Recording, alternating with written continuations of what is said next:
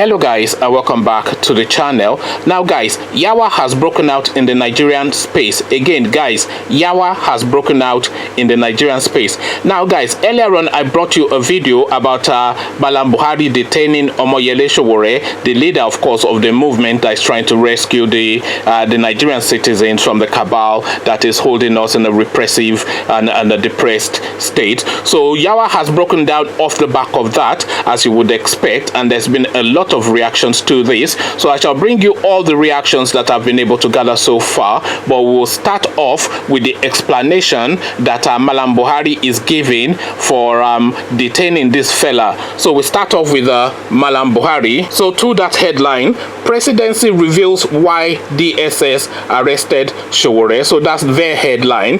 Presidency reveals why DSS arrested Sowore.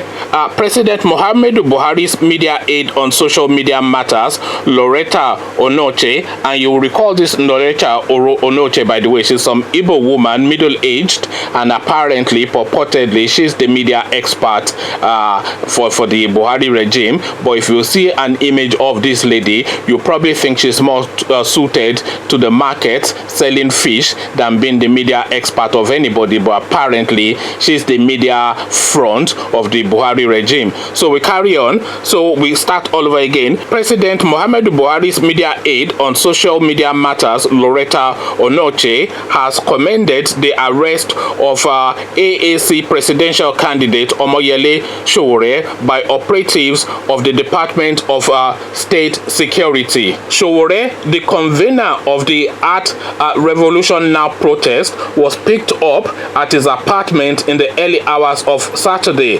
The politician posted a distress tweet at exactly 1:25 a.m.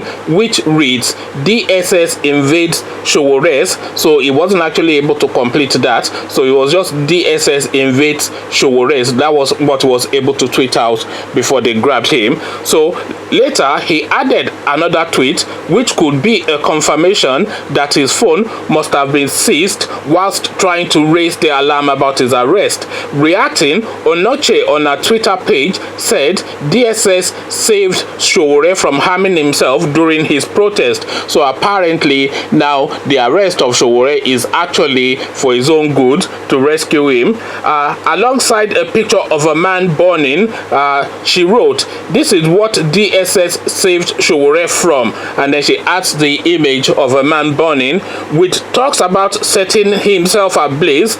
It is in order for the security operatives, whose role it is to safeguard both life and properties, to take him into custody to prevent him from harming himself and get him the help he needs. So apparently that's the reason why they've now detained him. So this is the first output. No doubt this narrative will change as we go along, because this is just from some other woman that they have collecting money somewhere. So this is what she's tweeted out. So it says apparently take him into custody to prevent him from harming himself and get him the help he needs. So that is why they have detained him. But of course nobody is having that, and there's been an avalanche of reactions to this particular move by the Buhari cabal. And first up to react, of course, is Nnamdi Kanu, Sowore's newfound friend and the IPOB guy. So now, breaking news, Nnamdi Kanu reacts to Sowore's arrest, reveals next move of action. So that's his headline. Nnamdi Kanu reacts to Sowore's arrest, reveals next line of action. So now what exactly does this mean? So leader of the indigenous people of Biafra, IPOB, Nnamdi Kanu, has spoken against the arrest of the publisher of Sahara Reporters, Omoyele Sowore, calling on President Muhammadu Buhari to ensure his immediate release. Sowore, a former presidential candidate, was arrested early Saturday by security operatives suspected to be from the Department of State Security, DSS. The arrest is believed to be connected to the Revolution Now protest, which is set to commence nationwide on the 5th of August. Kanu took to Twitter to express his displeasure, and this is what he had to say.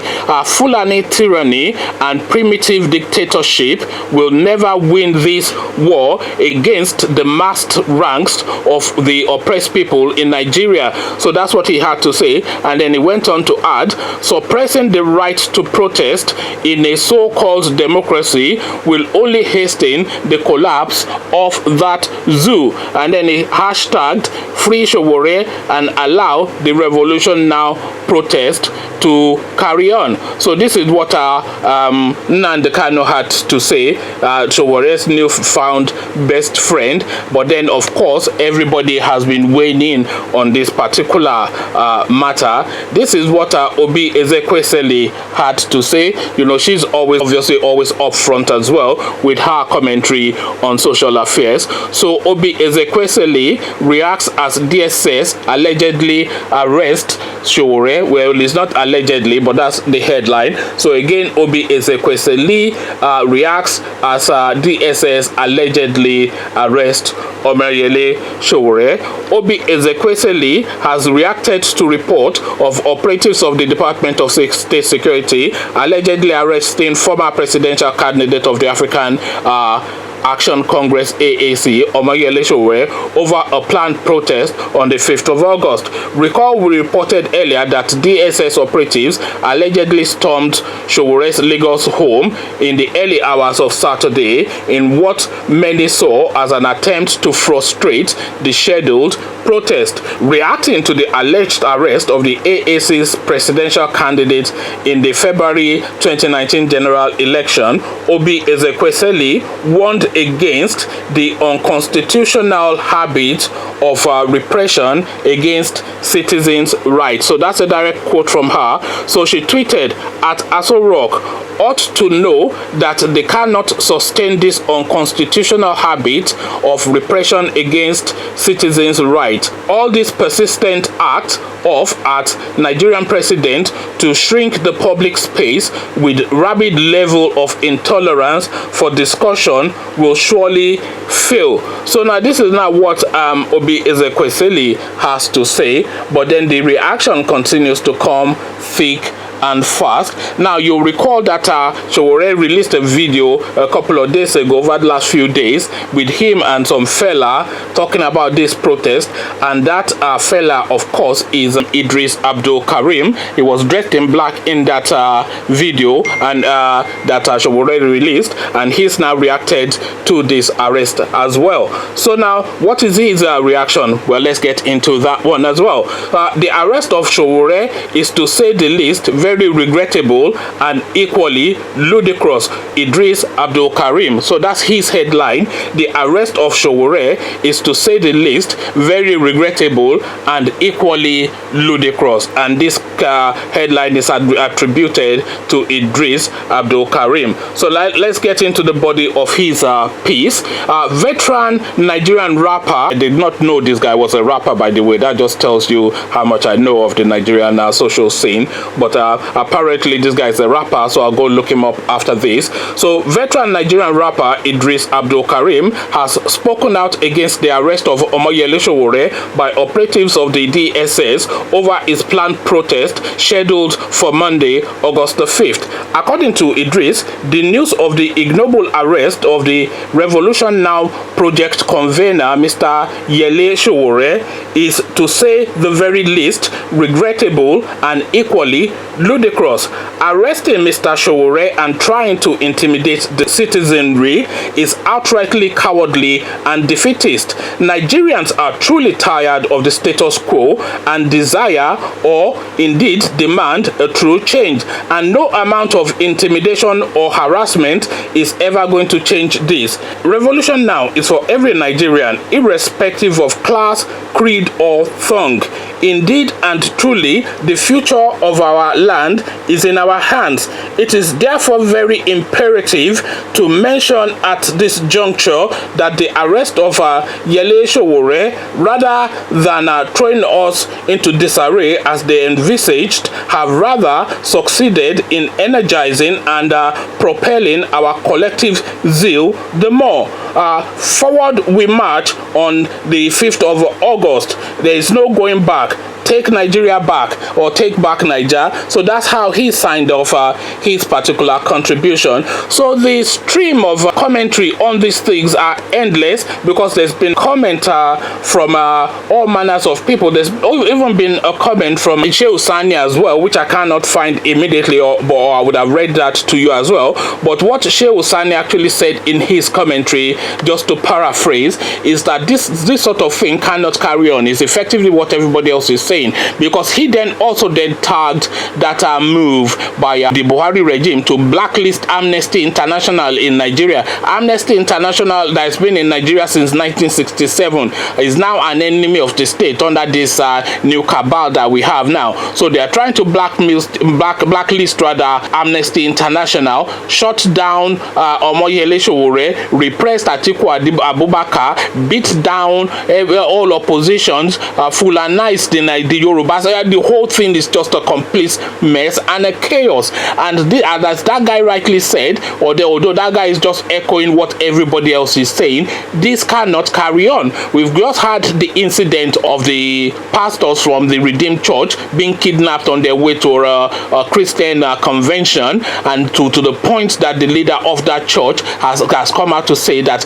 the state of this nation is the worst that it has ever been, and this continuous outcry. So how many people can they detain, and how many people can they shoot, and how long can this carry on before something gives? Because something does have to give within that Nigerian space, because we cannot continue along this line of chaotic existence with a clueless man who people are even saying is not even of the minimum requisites to be in that post. So it's effectively being foisted on the Nigerian space and person, and we're now having this endless chaos. It's just chaos after chaos after chaos after chaos. It's an endless stream of bad news that comes out of that country, and then he assembles a cabinet, and 50% of them are looters, and the remaining other half are barawos. So thieves, chasing thieves and stealing on top of stealing, incompetence on incompetence on top of cluelessness, and it just cannot carry on.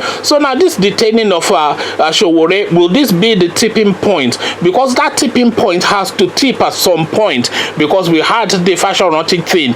We said, would that be the tipping point? We had the RCCG thing. We said, would that be the tipping point? We now have this Sowore thing. Is that the tipping point? But that point now has to tip at some point, because the status quo cannot carry on. We cannot continue to live like animals within our own country just because we don't have a leader that has the requisite acumen to configure and to devise and design something that can sweep up all of the different nationalities of that country. Because the different nationalities of that country, of course, the diversity of that country is really the wealth of it. You only have to go on social media to see the sort of things that Nigerians across the board are doing in music and in art and in movies, etc. So it's all to the glory of that diversity, with an Igbo film with a Yoruba actor and a music beat. The singer is Igbo, the guy that is doing the beat is Yoruba, the drum beat, there's an echo of Hausa, so it's a good mix of all. So